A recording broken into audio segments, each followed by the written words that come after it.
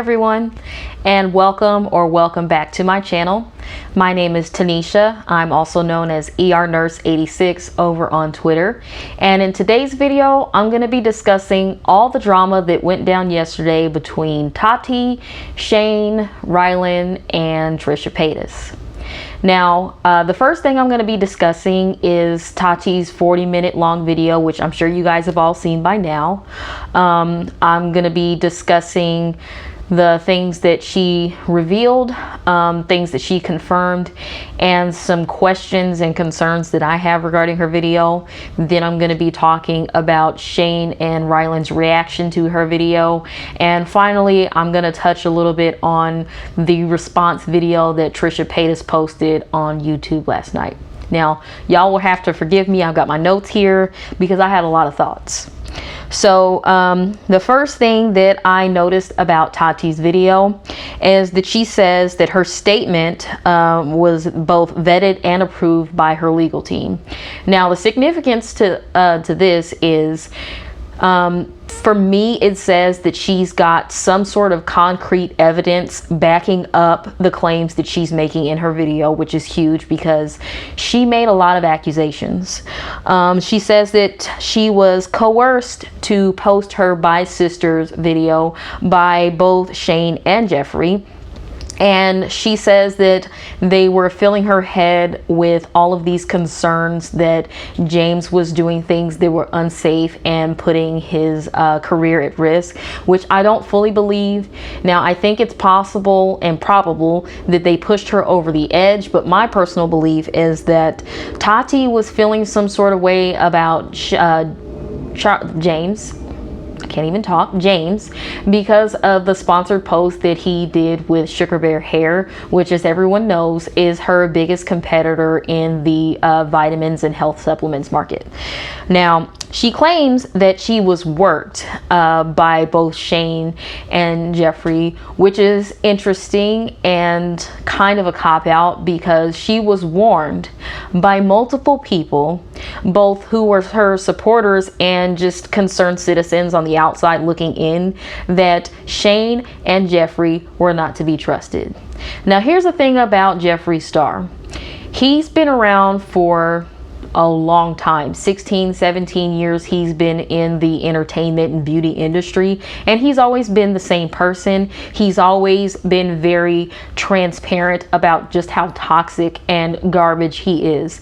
The only thing that's different between Geoffrey now and Geoffrey 15, 16 years ago is that he's a little bit more discreet about the shady shit that he does. It's a lot more behind the scenes now. But Tati swept all of that aside and decided that she was going to get in bed with the two of them anyway. So I'm having a really hard time feeling overly sympathetic toward her, simply because people did try to help her and she decided that she was going to do what she wanted to do. Now, Tati says that she wanted to fix Jeffree Star and be this positive role model and influence in his life. And as a woman, that's something that I can really identify with.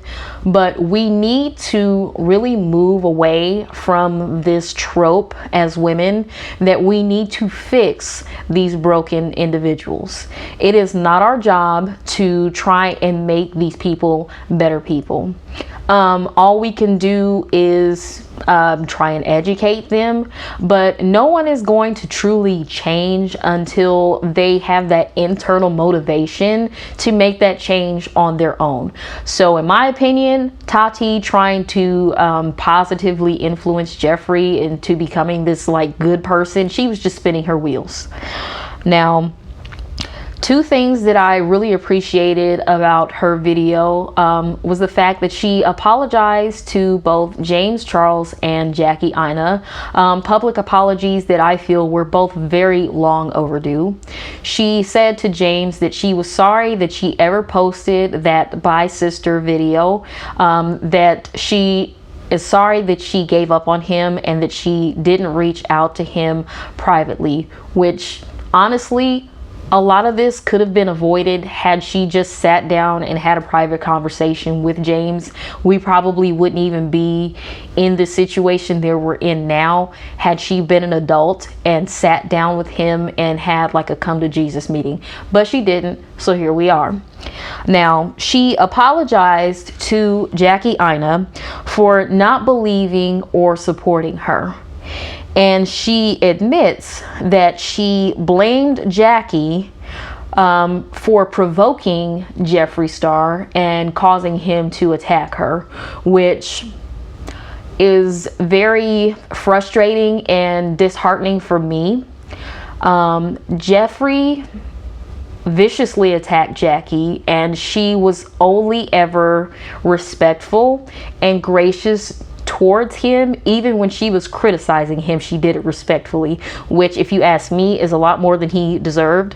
And even if she had popped off and said something really reckless to Geoffrey, there is nothing that she could have said that would justify him calling her racial slurs. There's nothing that she could have said that would ever excuse that, ever. And the fact that Tarte was willing to overlook that until it blew up in her face really bothers me. Now, anybody who follows Jackie Aina knows that she recently did a review for Tate's Blendiful blending sponges. This was probably like 2 months or so ago. And she talked about how Tate had reached out to her privately and apologized to her, and Jackie accepted her apology. So it's not my apology to accept. So that's really all I can say about that. But I do feel that there are a lot more people than just Tate who owe an apology to Jackie Aina, because this woman was bashed relentlessly for months behind this person that we all know is toxic. Everybody came for her throat because she had the gall to actually call out Geoffrey Star and hold him accountable for his actions. And I think it's disgusting. It goes back to this quote that I always talk about with Malcolm X, when he said that the most disrespected woman in America is a black woman. I'm sorry, the most disrespected person in America is a black woman. And I think that is so true for Jackie Aina. Now, of course, the majority of the black beauty community had her back, but I can't really say that that's true for everyone else. So I really hope that all of you guys who are starting to see the truth about Geoffrey and Shane really think about the things that you were saying and thinking about Jackie Aina and apologize to her, because she deserves it. Now, moving on along, Tate confirms Geoffrey's claims that he's made numerous times that he has dirt on a lot of people in the industry, both individuals and brands, and that he has some sort of blackmail against these people. And Tate said that she thinks he's getting ready to go off and go fully scorched earth and expose a bunch of people. And I've got a lot of questions. First of all, what sort of things does he have on all of these people that they are terrified of him? What are you guys doing behind the scenes that you have to cover up? And the second question that I have is, what kind of person sits there and archives all of this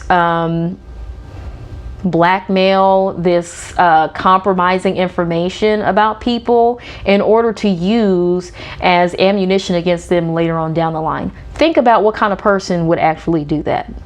To me, that is a sign that somebody is manipulative, that they are vicious, that they are a bully, that they are a drama monger.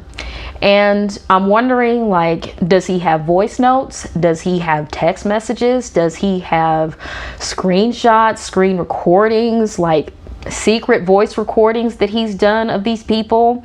And if it is voice recordings that he's got as blackmail, are the people that he's recorded aware of the fact that he's recorded them? Because he lives in California.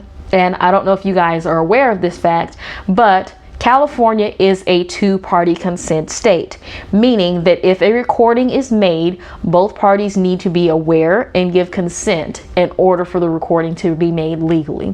So if Geoffrey is secretly recording these people without their knowledge or consent, he's breaking the law. Now moving on along to Shane. Now Shane said in his statement that he gave, what was it, last week, that he knew that a video was coming, but he had no clue what Tarte was going to be talking about in the video, which Tarte basically confirms is a lie. She says that Shane weaponized her religious beliefs in order to kind of push her into making this video. He told her that she was a beacon of light and basically said that she had this moral obligation and responsibility to shed some light on the things that James was allegedly doing behind closed doors, which I think is pretty disgusting.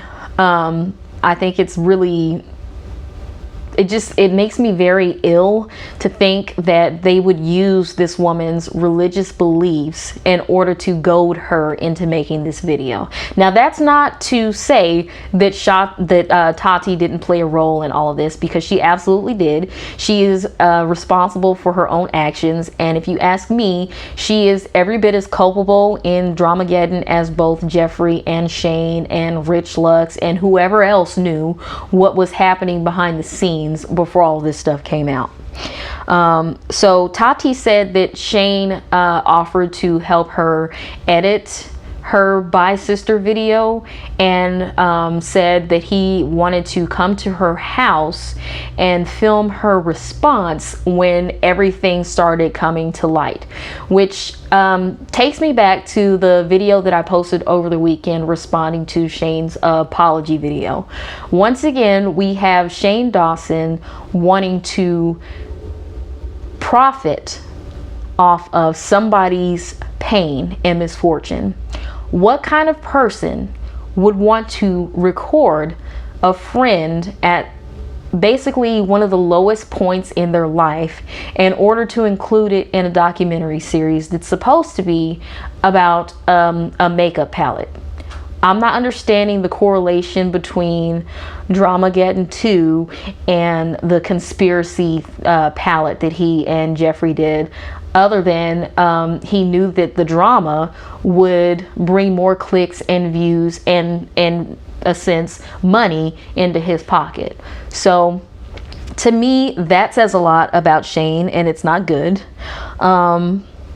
Now, the last thing that I want to touch on with Tate's video is the fact that she alleges that Geoffrey Star is a co-owner of Morphy.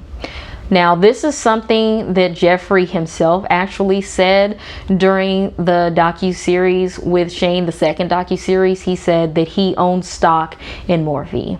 Now, Morphy released a statement yesterday denying that Geoffrey is a co-owner of the company. And what they said is that they just have this distribution deal where they are selling products, his products, through their sites and their store and whatnot.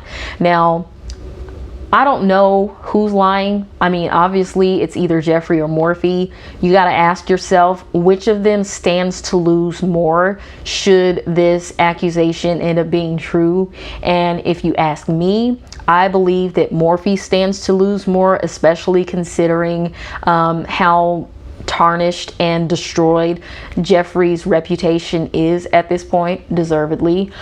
So I think there's a lot of truth in that, and that Geoffrey probably does have some sort of stake in the company, and that makes me question a lot of other things that were happening. I mean, that would go a long way to explaining why Geoffrey decided to intercede and essentially torpedo the expose series that Here for the Tea and Tea Spill were making on Jaclyn Hill.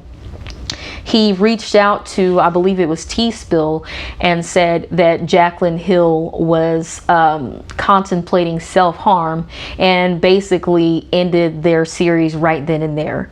So is that why he decided to do that? Because he has like a financial stake in the company, and he knew that their expose series would pretty much destroy Jaclyn and lose him some money?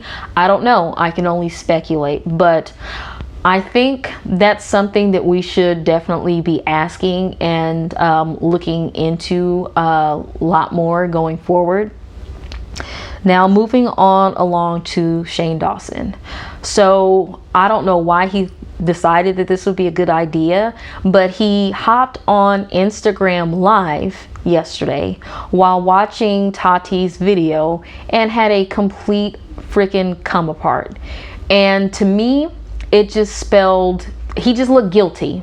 It was like he was panicking because, oh shit, my cover's been blown. Everything that I've been lying about is coming to light. And what do I do? What do I do? What do I do? And he basically tried to say that Tate was a liar, but I personally felt that Tate was believable and that she confirmed a lot of things that we had already suspected were happening. And at this point, Shane and Rylan are just scrambling. They both tweeted out some very reckless things yesterday. Shane has since deleted his tweet, but I believe that Rylan's tweets are still up. But what I want to say to Rylan is, you have been complacent with somebody who is extremely toxic, somebody who has been racist and has this like weird sick obsession with sexualizing children. So at this point, Rylan, what you need to do is just sit down and shut the fuck up. I know that you're panicking because you know that your meal ticket is on his way out the door, but if I were you, I would just be quiet because you're gonna be next. Now, moving on along to Miss Trisha Paytas. And for the record, I cannot stand Trisha Paytas. In my opinion, she is one of the most pathetic, attention-seeking, miserable, wealthy people I've ever had the displeasure of knowing. And I really don't know why she decided to give her little 2 cents on the situation, because Trisha is every bit as trash as both Shane and Geoffrey, and she really should have just been quiet.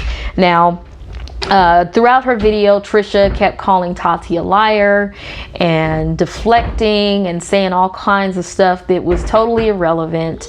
But the one thing that she said that I actually agreed with was that Tate was not manipulated by Geoffrey or Shane. And I think it's true. I mean, Tate is an adult. She's a grown woman. She can think for herself. She can make her own decisions. So Trisha called her out for kind of trying to distance herself from the Dramageddon situation, and she shouldn't have. But the rest of what Trisha was saying was kind of bullshit, if you ask me. She kept trying to shift focus to the Black Lives Matter movement and bring up Breonna Taylor and George Floyd and all of these innocent black people who have been senselessly murdered by the police. Now, I think those issues are extremely important, but I see right through Trisha's bullshit. I don't think Trisha gives a flying fig about Black Lives Matter or any of the people who've been killed or hurt by the police and the people that we're fighting for with this movement.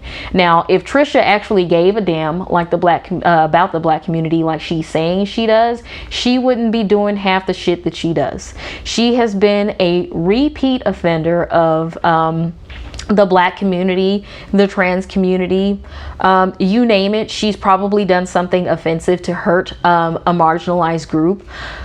She has been guilty of cultural appropriation on multiple occasions, and I thought this was like completely ridiculous that she would even say it, but she said that she has been accountable for her actions and she's apologized. Now, if you do a search on YouTube for Trisha Paytas apology, you're going to see multiple apology videos popping up. And the reason for that is because she keeps doing the same stupid shit over and over and over and over again. So Trisha, if you were truly sorry and you were holding yourself accountable, how the hell do you explain why you have to keep apologizing for doing the same stupid shit? To me, that doesn't show that you're being accountable for your actions. That doesn't show that you're sorry. You're just saying sorry because you're getting called out. The best apology is changed behavior. And if you're having to apologize for the same stuff over and over again, then obviously your behavior is not changing. So what I have to say to you, Trisha Paytas, is shut the fuck up, stay in your lane. You are the last person that we want speaking out for Black Lives Matter, because it's very performative, it's disingenuous, and we see right through you. So stop trying to use the Black community to deflect from your bullshit. Now, the two things that Trisha said in her video that I thought were quite interesting was she admits that everything that Tab said in his video where he exposed Geoffrey Star was true. Now, if you guys haven't had a chance to watch Tab's video, it has since been reposted on Sanders Kennedy's channel, and I'm gonna post a link to that down below in the description box.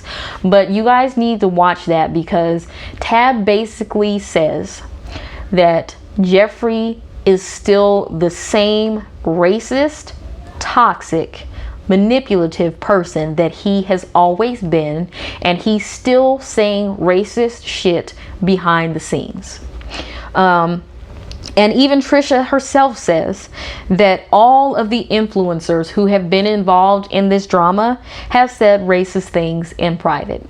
She said herself, Geoffrey, Shane, James, Tati. I think she even mentioned Manny and Laura. I don't know how true that is, but I find that to be very believable. So my question is, why are you guys being so messy behind the scenes? If you kept everything above board and you weren't being messy and racist, toxic, horrible people behind the scenes, what ammunition would Geoffrey have against you? Can y'all answer that? I don't know that you can. So that's pretty much all I've got to say on the matter for now, unless or until Geoffrey posts his response, which I feel like it's probably going to be coming soon, and I feel like it's going to be very ugly. So if you guys have any questions, don't forget to leave those down below in the comments. If you have any suggestions for my next video, leave those down below as well.